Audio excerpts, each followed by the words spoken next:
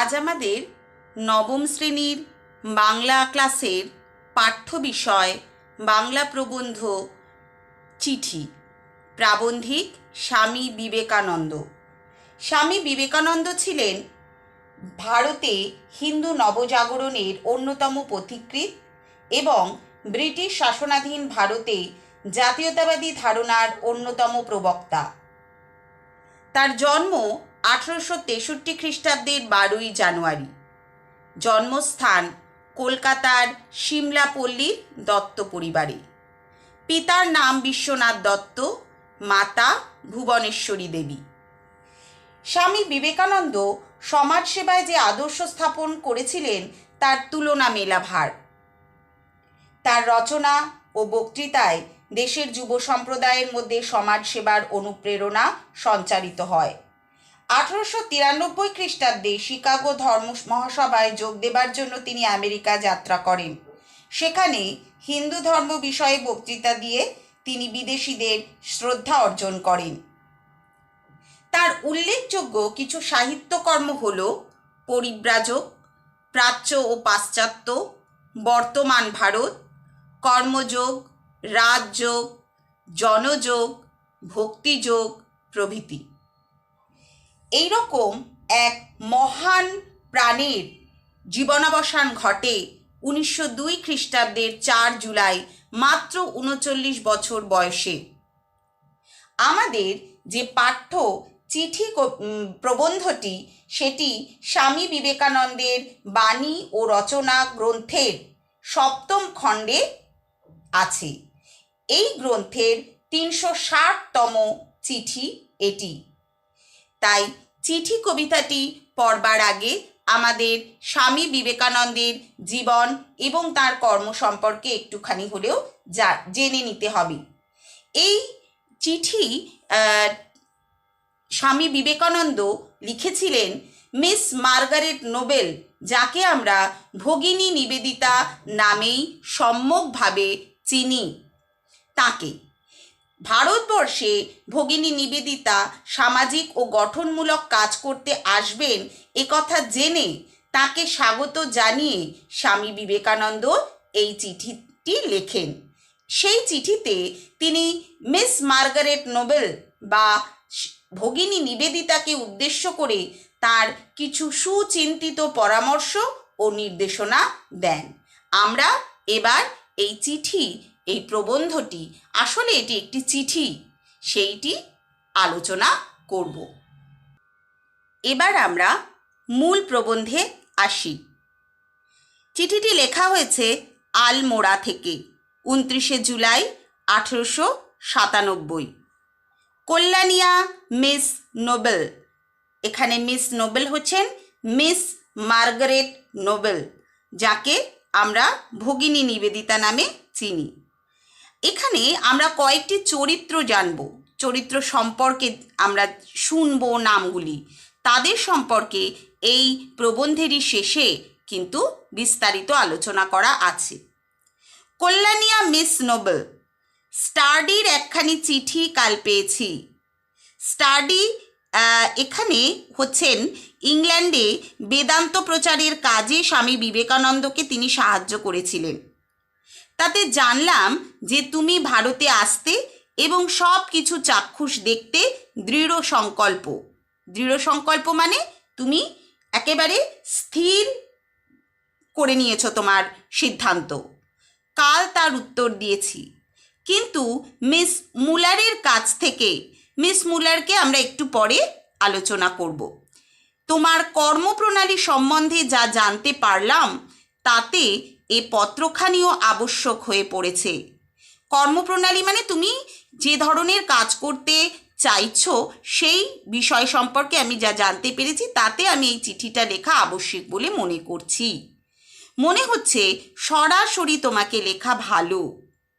তোমাকে খোলাখুলি বলছি, এখন আমার দৃঢ় বিশ্বাস হয়েছে যে ভারতের কাজে তোমার এক বিরাট ভবিষ্যৎ রয়েছে। ভারতের জন্য, বিশেষত ভারতের নারী সমাজের জন্য পুরুষের চেয়ে নারীর একজন প্রকৃত সিংহীর প্রয়োজন। এখানে প্রকৃত সিংহী কাকে বলা হচ্ছে? মিস মার্গারেট নোবেল বা এখানে ভগিনী নিবেদিতাকে বলা হচ্ছে। তোমার শিক্ষা, ঐকান্তিকতা, পবিত্রতা, অসীম ভালোবাসা, দৃঢ়তা, সর্বোপরি তোমার ধমনীতে প্রবাহিত কেল্টিক রক্তের জন্য তুমি ঠিক সেইরূপ নারী যাকে আজ প্রয়োজন। তাহলে মিস মার্গারেট নোবেল বা ভগিনী নিবেদিতার কয়েকটি চরিত্র বৈশিষ্ট্যের কথা এখানে বলছেন। শিক্ষা, ঐকান্তিকতা, পবিত্রতা, অসীম ভালোবাসা, দৃঢ়তা এবং সর্বোপরি তোমার ধমনীতে মানে তোমার শিরায় যে রক্ত প্রবাহিত সেটি হচ্ছে কেল্টিক রক্ত। কেল্টিক হচ্ছে মূলত প্রাচীন ভাষাকেন্দ্রিক একটি সভ্যতা। আয়ারল্যান্ড, স্কটল্যান্ড, ব্রিটেন সহ সমগ্র ইউরোপে এই কেল্টিক সভ্যতা প্রচলিত ছিল, যে কারণে সাহসিকতা, শিক্ষা, সভ্যতা, সংস্কৃতিতে অতি উন্নত একটি সভ্যতা সেটি। তাই তুমি ঠিক সেই রূপ নারী যাকে আজ প্রয়োজন। একবার তিনি তাকে সিংহী বলে সম্বোধন করলেন, আবার তাকে বললেন তুমি ঠিক সেই রূপ নারী যাকে আজ প্রয়োজন। কিন্তু বিঘ্নও আছে বহু। এই লাইনটি তুলেও কিন্তু প্রশ্ন আসে যে কি কি বিঘ্ন আছে। এদেশের দুঃখ, কুসংস্কার, দাসত্ব প্রভৃতি কী ধরনের তা তুমি ধারণা করতে পারো না। এদেশে এলে তুমি নিজেকে অর্ধ উলঙ্গ অসংখ্য নরনারীতে পরিবেষ্টিত দেখতে পাবে। তাদের জাতি ও স্পর্শ সম্বন্ধে বিকট ধারণা। ভয়েই হোক বা ঘৃণাতেই হোক তারা শ্বেতাঙ্গদের এড়িয়ে চলে এবং তারাও এদের খুব ঘৃণা করে। এদেশে বিঘ্ন প্রচুর। এক তো হচ্ছে সাধারণ মানুষের শিক্ষার অভাব, তাদের মধ্যে দুঃখ আছে, কুসংস্কার আছে, দাসত্ব আছে, আর আছে কি স্পৃশ্য অস্পৃশ্যতা, জাতিভেদ প্রথা, সেগুলি সম্পর্কে কিছু তাদের বিকট ধারণা আছে, কিছু তাদের বিকট কুসংস্কার আছে, যেগুলো পেরিয়ে তাদের জন্য কিছু করা খুব দুষ্কর। আসলে ভগিনী নিবেদিতা বা মিস মার্গারেট নোবেল স্বামী বিবেকানন্দের বাণীর দ্বারা উৎসাহিত হয়ে তিনি ভারতবর্ষের প্রতি তিনি উৎসাহিত হয়েছিলেন কাজ করবার জন্য। তাই স্বামী বিবেকানন্দ নিজে একটা প্রয়োজন বোধ করেছিলেন যে এই রকম ইউরোপীয় একজন নারী যেহেতু ভারতবর্ষের মতো একটি অনুন্নত অর্ধশিক্ষিত দেশের জন্য কাজ করতে আসছে, তাকে এদেশে কাজ করার, সামাজিক কাজ করার যে সমস্ত বাধা বিপত্তি আছে সে সম্পর্কে তিনি জানিয়ে দেওয়া, আগাম সতর্কবার্তা তাকে দেওয়া, সেটা তিনি প্রয়োজন বোধ করেছিলেন। সেই জন্য তিনি কিন্তু মার্গারেট নোবেল কিন্তু তখনও ভারতবর্ষে আসেননি। তাই তাকে এদেশে যে সামাজিক কাজকর্ম করার যে পথে যে বহু বিঘ্ন, সেই বিঘ্ন সম্পর্কে জানাচ্ছেন। যাদের জন্য তিনি কাজ করবেন তাদের মধ্যেও প্রচুর বাধা রয়েছে, সেই বিষয়টি তিনি কিন্তু এখানে বললেন। আর ভয়েই হোক বা ঘৃণাতেই হোক তারা শ্বেতাঙ্গদের এড়িয়ে চলে এবং মিস মার্গারেট নোবেল নিজেও যেহেতু একজন শ্বেতাঙ্গ, তাই তার পক্ষে এই ভারতবাসীর সাথে মিশে গিয়ে তাদের জন্য কাজ করাটা খুব সহজ হবে না এবং তারাও এদের খুব ঘৃণা করে। তারা মানে এই ইউরোপীয়রা, শ্বেতাঙ্গরাও তাদেরকে খুব ঘৃণা করে। পক্ষান্তরে শ্বেতাঙ্গরা তোমাকে খামখেয়ালি মনে করবে এবং প্রত্যেকটি গতিবিধি সন্দেহের চোখে দেখবে। যারা ভারতবাসী তাদের পক্ষ থেকেও যেমন তোমার বাধা আসবে, আবার বিপরীত পক্ষে যারা শ্বেতাঙ্গ, যারা ইউরোপীয়, তাদের পক্ষে থেকেও তোমার কিন্তু বাধা আসবে। তারা তোমাকে মনে করবে খামখেয়ালি, যে তুমি অবিবেচকের মতো ইউরোপ ত্যাগ করে ভারতবর্ষের মতো একটি অনুন্নত দেশে এসেছো, যেখানে সমস্ত কোনো রকম সুযোগ সুবিধা নেই, এত সমস্ত অসুবিধার মধ্যে তুমি গা ভাসিয়েছো, তাই তোমার এই সিদ্ধান্তকে তারা খামখেয়ালি হঠকারী সিদ্ধান্ত বলে মনে করবে। আর মনে করবে হয়তো তুমি বিপ্লবীদের সঙ্গে হাত মিলিয়েছো, তাই জন্য তোমার কাজ গতিবিধি কেউ সন্দেহের চোখে দেখবে। তাহলে বিঘ্ন দুই ধরনের, দুই পক্ষ থেকেই, ভারতবাসীদের পক্ষ থেকেও আসবে, আবার শ্বেতাঙ্গদের পক্ষ থেকেও আসবে। আবার এছাড়াও আরও অন্য বাধার কথাও তিনি বলছেন। তাছাড়া জলবায়ু অত্যন্ত গ্রীষ্মপ্রধান। এদেশের প্রায় সব জায়গার শীতই তোমাদের গ্রীষ্মের মতো, আর দক্ষিণাঞ্চলে তো সর্বদাই আগুনের হলকা চলছে। ইউরোপীয় কোনো মানুষের পক্ষে ভারতবর্ষের বাতাবরণ বা জলবায়ুকে সহ্য করা কিন্তু কঠিন ব্যাপার। তাই ইউরোপীয় রমণী মার্গারেট নোবেলকে তিনি সাবধান করছেন যে ভারতবর্ষের জলবায়ু গ্রীষ্মপ্রধান, এদেশের প্রত্যেকটি জায়গার শীত তোমাদের গ্রীষ্মের মতো। গ্রীষ্মে তোমাদের এত গরম পড়ে না যা আমাদের শীতে পড়ে, শীতে যেরকম উষ্ণতা থাকে। আর দক্ষিণাঞ্চলে মানে দক্ষিণ ভারতের জলবায়ু তো সব সময় অত্যন্ত উষ্ণ, যেন আগুনের হলকা চলছে। পরের অংশটা এবার দেখি। শহরের বাইরে কোথাও ইউরোপীয় সুখ স্বাচ্ছন্দ্য কিছুমাত্র পাবার উপায় নেই। এসব সত্ত্বেও যদি তুমি কর্মে প্রবৃত্ত হতে সাহস করো, তবে অবশ্য তোমাকে শতবার স্বাগত জানাচ্ছি। সর্বত্র যেমন এখানেও তেমনি আমি কেউ নই, তবু আমার যেটুকু প্রভাব আছে সেটুকু দিয়ে আমি অবশ্যই তোমাকে সাহায্য করব। এই পর্যন্ত তিনি বিঘ্নের কথা বললেন। তারপরেও বলছেন যদি এই সব উপেক্ষা করে তুমি ভারতে আসতে চাও তাহলে তোমায় স্বাগত জানাচ্ছি। আমি একেবারে বিনয়ীর মতো নম্রভাবে বললেন আমি কেউ নই, কিন্তু এদেশে আমার যতটুকু সামান্য প্রভাব আছে সেই সামান্য প্রভাব দিয়েও আমি তোমাকে সাহায্য করব, আপ্রাণ সাহায্য করব, যতটুকু সাহায্যের প্রয়োজন আমি নিশ্চয়ই করব। কর্মে ঝাঁপ দেবার পূর্বে বিশেষভাবে চিন্তা করো এবং কাজের পরে যদি বিফল হও কিংবা কখনো কর্মে বিরক্তি আসে, তবে আমার দিক থেকে নিশ্চয় জেনো যে আমাকে আমরণ তোমার পাশেই পাবে। তা তুমি ভারতবর্ষের জন্য কাজ করো আর নাই করো, বেদান্ত ধর্ম ত্যাগই করো আর ধরেই থাকো। মরদ কি বাত হাতি কা দাঁত, একবার বেরুলে আর ভিতরে যায় না।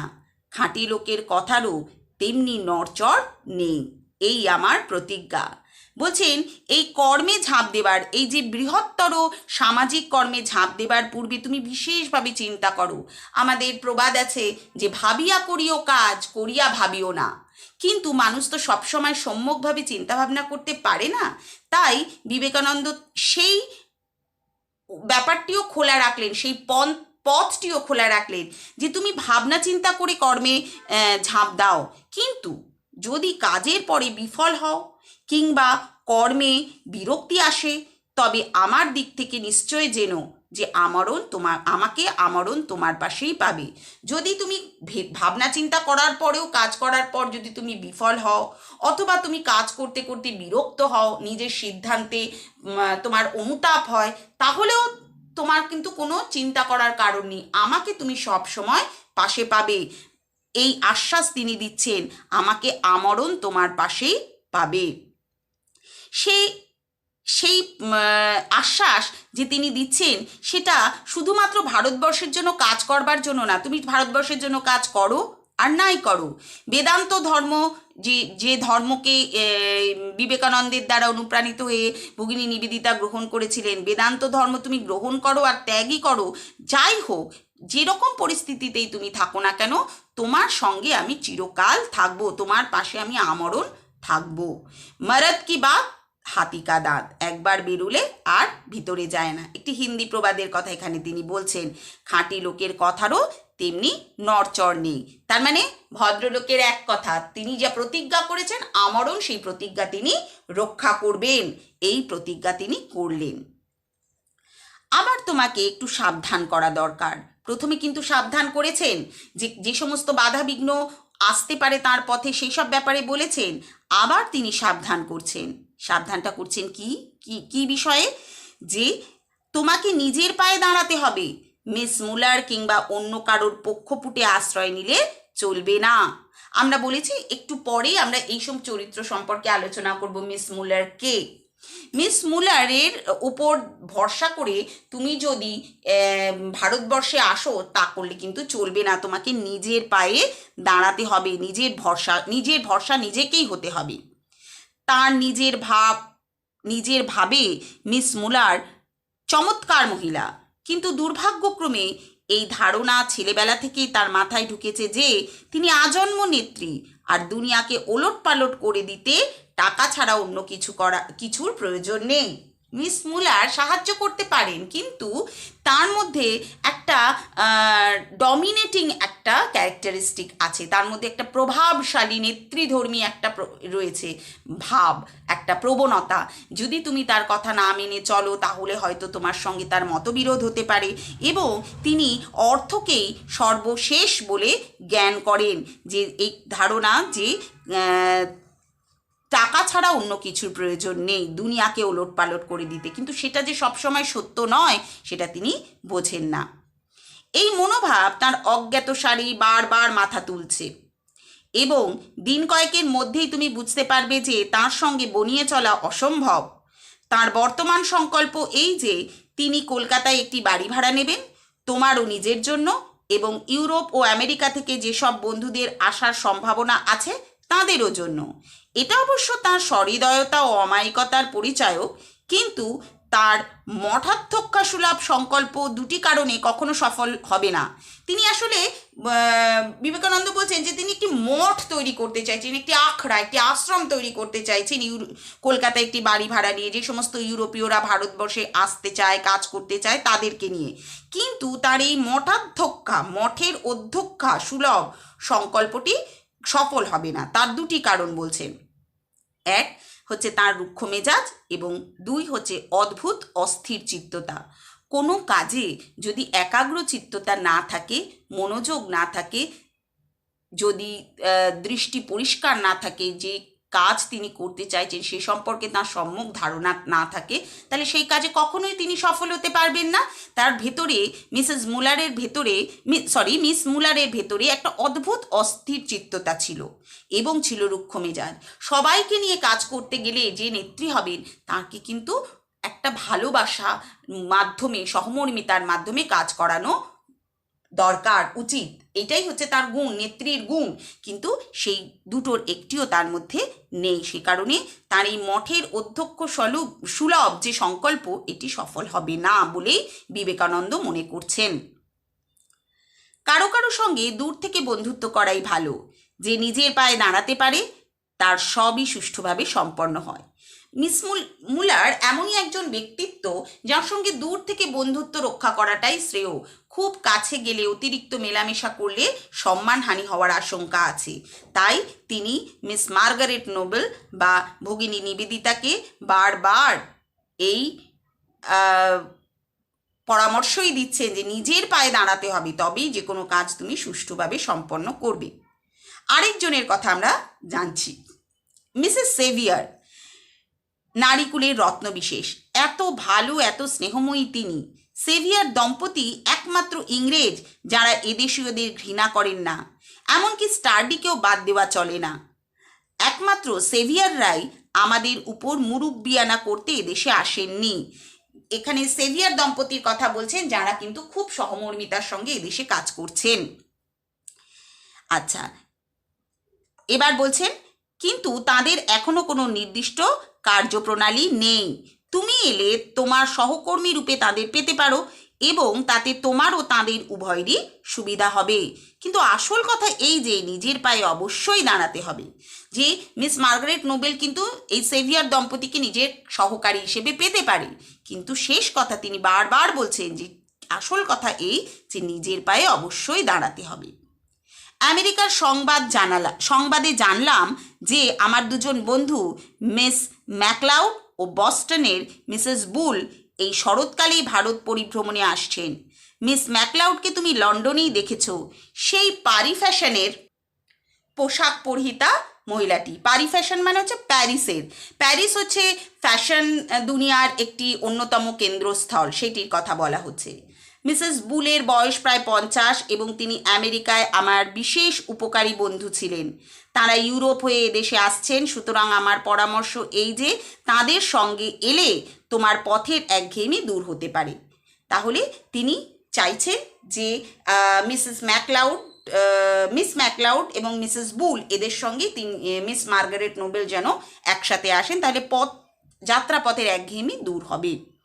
মিস্টার স্টার্ডির কাছ থেকে শেষ পর্যন্ত একখানা চিঠি পেয়ে সুখী হয়েছি, কিন্তু চিঠিটি বড় শুষ্ক এবং প্রাণহীন। লন্ডনের কাজ পণ্ড হওয়ায় তিনি হতাশ হয়েছেন বলে মনে হয়। ঠিক আছে, মিস্টার স্টার্ডির কাছ থেকে লন্ডনে যে কাজ ছিল সেই কাজ সম্পর্কে তিনি হতাশ হয়েছেন বলে সেই রকম একটি চিঠি লিখেছেন, সেটি বড্ড শুষ্ক এবং প্রাণহীন বলে মনে হয়েছে বিবেকানন্দের কাছে। অনন্ত ভালোবাসা জানবে ইতি সদা ভগবৎ পদাশ্রিত বিবেকানন্দ, মানে এটি সম্পাদিত, মানে পুরো চিঠিটা নেই, কিছুটা অংশ রয়েছে। তাহলে আমরা বুঝতে পারছি লন্ডনের এবং আমেরিকার বিভিন্ন বিদেশি বন্ধুদের সম্পর্কে তিনি কিছু কথা বলেছেন, তাদের কিছু নাম এবং তাদের সম্পর্কে আমরা আগে একটু জেনে নিই। মিস নোবেল, সম্পূর্ণ নাম মিস মার্গারেট নোবেল, স্বামীজির শিষ্যদের মধ্যে অন্যতমা এবং অগ্রগণ্যা। স্বামী বিবেকানন্দের অনুপ্রেরণায় এদেশে আসেন এবং ভারতের সেবায় নিজের জীবন উৎসর্গ করেন। পাঠ্যচিঠিতে সেই প্রেক্ষাপটটি উল্লিখিত হয়েছে। ভারতে স্ত্রী শিক্ষা বিস্তারের কাজে এবং স্বাধীনতা আন্দোলনে তিনি অগ্রণী ভূমিকা নিয়েছিলেন। ভারতীয় আদর্শে স্ত্রী শিক্ষা প্রচলনের জন্য কলকাতার বাগবাজারে একটি বালিকা বিদ্যালয় স্থাপন করেন, যা আজকে নিবেদিতা বালিকা বিদ্যালয় নামে খ্যাত। তাঁর লেখা উল্লেখযোগ্য বইগুলি হলো the master as I saw him, web of Indian life প্রভৃতি। তিনি 1911 খ্রিস্টাব্দে দার্জিলিংয়ে দেহত্যাগ করেন। ইনি হচ্ছেন ভগিনী নিবেদিতা। মিস্টার স্টার্ডি, যার কথা বলা হয়েছে, মিস্টার টি স্টার্ডি স্বামী বিবেকানন্দের একজন ইংরেজ ভক্ত। প্রথম জীবনে যখন ভারতে ছিলেন তখন আলমোড়ায় তপস্যা করেন। ইংল্যান্ডে বেদান্ত প্রচারের কাজে তিনি স্বামীজিকে সাহায্য করেন। মিস মুলার, সম্পূর্ণ নাম মিস হেনরিয়েটা মুলার। 1896 খ্রিস্টাব্দে স্বামীজি কিছুদিন তাঁর অতিথি ছিলেন। বেলুর মঠ স্থাপনের কাজে তিনি অর্থ সাহায্য করেছিলেন। মিস মুলার, যার সম্পর্কে সাবধান করে দিয়েছিলেন Swamiji. Mrs severe, captain J.H. সেভিয়ারের স্ত্রী, স্বামী বিবেকানন্দের প্রখ্যাত ইংরেজ শিষ্যা, বেদান্ত প্রচারের কাজে নিজের জীবন উৎসর্গ করেছিলেন। স্বামীজির ইচ্ছা ও অনুপ্রেরণায় মায়াবতী অদ্বৈত আশ্রম প্রতিষ্ঠা করেন। তিনি বহু বছর মায়াবতী এবং শ্যামলাতালে বাস করেন। রামকৃষ্ণ সঙ্গে মাদার নামে পরিচিত ছিলেন। 1931 খ্রিস্টাব্দে ইংল্যান্ডে মিসেস সেভিয়ারের মৃত্যু হয়। সেভিয়ার দম্পতি বলতে ক্যাপ্টেন J.H. সেভিয়ার এবং তাঁর স্ত্রী মিসেস সেভিয়ারের কথা বলা হয়েছে। মিসেস সেভিয়ারের প্রসঙ্গে আমরা এই যে একটু আগেই জানলাম। আর স্বামীজির ইচ্ছায় বেদান্ত প্রচারের উদ্দেশ্যে সেভিয়ার দম্পতি মায়াবতী অদ্বৈত আশ্রম প্রতিষ্ঠা করেন। 1900 খ্রিস্টাব্দে মায়াবতীতে ক্যাপ্টেন সেভিয়ারের মৃত্যু হয়। মিস ম্যাকলাউড এবং আরেকজন মিসেস বুল, এদের সঙ্গে স্বামীজি ভারতবর্ষে আসতে বলছিলেন। সম্পূর্ণ নাম মিস জোসেফাইন ম্যাকলাউড। স্বামী বিবেকানন্দের পাশ্চাত্য দেশীয় প্রধান অনুরাগী ভক্তদের মধ্যে অন্যতমা। তিনি সব সময় স্বামীজিকে তাঁর কাজে সাহায্য করতেন। তাঁর জীবন ছিল স্বামীজির চিন্তা ভাবনা ও কাজের দ্বারা বিশেষভাবে অনুপ্রাণিত ছিল। স্বামীজি তাঁকে জো বলে ডাকতেন। তিনি বহুবার বেলুর মঠে এসেছেন। 1949 খ্রিস্টাব্দে আমেরিকার হলিউড শহরে তাঁর মৃত্যু হয়। মিসেস বুল, সম্পূর্ণ নাম স্যারা বুল, নরওয়েবাসী বিখ্যাত বেহালাবাদক মিস্টার ওলি বুলের স্ত্রী, স্বামীজির শিষ্যা। অনেক চিঠিতে স্বামীজি তাকে মা বা ধীরা মাতা বলে সম্বোধন করেছেন। তিনি বেলুর মঠ স্থাপনের কাজে স্বামীজিকে অনেক অর্থ সাহায্য করেছিলেন। এছাড়া অন্যান্যভাবেও তিনি এদেশে ও পাশ্চাত্যে স্বামীজিকে সাহায্য করেছিলেন। প্রবন্ধটি এখানেই শেষ। এবার আমরা কয়েকটা ইম্পর্টেন্ট লাইন বেছেছি, সেগুলো নিয়ে একটুখানি আলোচনা করব। এগুলো থেকেই তোমরা প্রশ্নের উত্তর তৈরি করবে। তোমাদের বাড়িতে তোমরা এই লাইনগুলো তুলে উত্তর তৈরি করবে। প্রথম লাইনটি আমরা নিয়েছি, তুমি ঠিক সেই রূপ নারী। এটি স্বামী বিবেকানন্দ বলছেন মিস মার্গারেট নোবেল বা ভগিনী নিবেদিতাকে, যে এই দেশে যে ধরনের সিংহীর প্রয়োজন সেই ধরনের নারী তুমি। কারণ তার চরিত্রের কয়েকটি বৈশিষ্ট্যের কথা বলছেন, শিক্ষা, ঐকান্তিকতা, পবিত্রতা এবং কেল্টিক রক্তের কথা বলছেন। সেই বিষয়গুলিকে এখানে উল্লেখ করতে হবে। তাই বলছেন তুমি সেরকম সিংহী, সেরকম সাহসী, হ্যাঁ, যে যাকে আজকে বিশেষভাবে প্রয়োজন। দ্বিতীয় লাইনটি দেখি, শ্বেতাঙ্গীরা তোমাকে খামখেয়ালি মনে করবে এবং প্রত্যেকটি গতিবিধি সন্দেহের চোখে দেখবে। কেন খামখেয়ালি মনে করবে? যে এই ধরনের ভারতবর্ষের মতো অনুন্নত দেশে আসাটা তার ঠিক হয়নি এবং তিনি অন্য কোনো উদ্দেশ্যে এসেছেন কিনা বিদেশিদের বিপ্লবীদের সাহায্য করার জন্য, সে ব্যাপারেও সন্দেহ করবে। আচ্ছা, যেহেতু স্বামী, পরের লাইনটি দেখি, কর্মে ঝাঁপ দেবার পূর্বে বিশেষভাবে চিন্তা করো, কাজ করার আগে ভাবিয়া করিও কাজ, করিয়া ভাবিও না। তাই বারবার তিনি তাকে সচেতন করে দিতে চাইছেন। আচ্ছা, মিসেস সেভিয়ার নারীকুলের মধ্যে রত্ন বিশেষ। কেন না তার আচার আচরণ, মাতৃসুলভ ব্যবহার, এই সব কারণে তিনি বলছেন। তোমাকে একটু সাবধান করা দরকার। এই সাবধানটা কিন্তু তিনি করছেন মিস মুলার সম্পর্কে। এটা কিন্তু গুলিয়ে ফেললে চলবে না। আমাকে আমরণ তোমার পাশেই পাবে, যে তিনি এই যে প্রতিজ্ঞা করেছেন যে তুমি ভারতবর্ষের জন্য ভেবে, প্রথম কথা তিনি হচ্ছে কর্মে ঝাঁপ দেবার ভাবে বিশেষভাবে চিন্তা করো বলেছেন, কিন্তু তারপরেও বলছেন যদি তুমি কখনো বিফল হও, যদি কখনো বিরক্ত হও, যদি বেদান্ত ধর্ম গ্রহণ করো বা ত্যাগ করো, যাই করো না কেন, কিন্তু সব সময় তুমি আমাকে আমরণ পাশেই পাবে। আর এই প্রতিজ্ঞা তিনি আমৃত্যু পালন করে গেছেন। তাহলে মোটামুটি আমরা যা আলোচনা করলাম, চিঠি এখান থেকে এই লাইনগুলো তুলে তোমরা প্রশ্নের উত্তর তৈরি করবে। তবে এটাই শেষ নয়, এর বাইরেও প্রচুর লাইন আছে যে লাইন তুলে প্রশ্নের উত্তর হয়, তোমরা কিন্তু করবে এবং ভালো করে টেক্সটটা পড়বে। তাহলে বহু বিকল্প ভিত্তিক এবং অতি সংক্ষিপ্ত প্রশ্ন সবগুলোই তোমাদের পক্ষে উত্তর দেওয়া সহজ হবে। তাহলে চিঠি এই প্রবন্ধটির আলোচনা আমরা আজকে এখানেই শেষ করলাম।